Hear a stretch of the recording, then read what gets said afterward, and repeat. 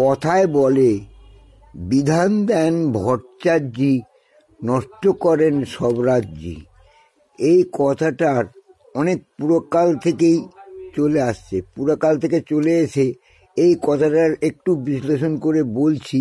সত্যি মিথ্যে জানি না, জনগণের হাতে ছেড়ে দিলাম এই সত্যি মিথ্যাটা বিচার করার জন্য।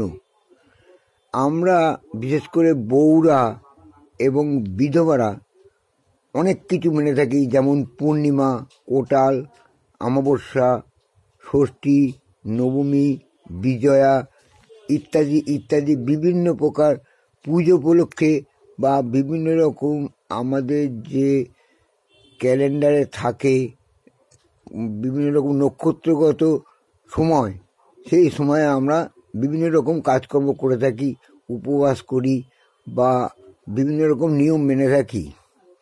এইটা চালু হয়েছিল লক্ষণ সেন, বল্লাল সেন আমলে। কারণ তারাই, ওই 12 ভূঁইয়াদের মধ্যে লক্ষণ সেন, বল্লাল সেন, উনি একমাত্র পুজো চালু করেছিলেন। আগেকার দিনের ব্রাহ্মণরা প্রচুর গুণা ব্রাহ্মণ ছিলেন, অনেক কিছু নিয়ম তারাই বার করেছে এই সবগুলো করা।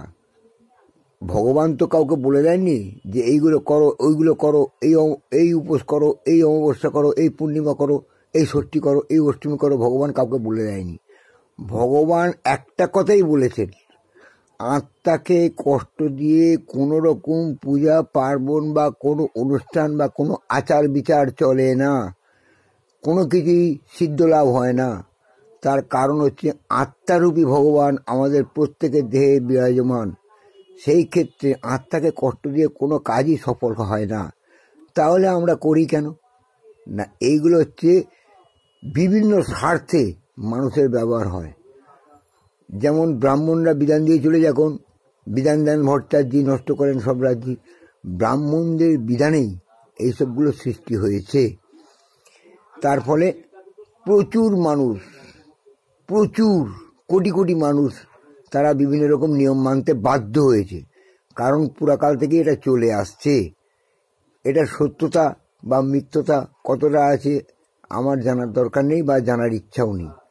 করলে কি হয়, না করলে কি হয় সেটা জানেও আমার কোনো লাভ নেই।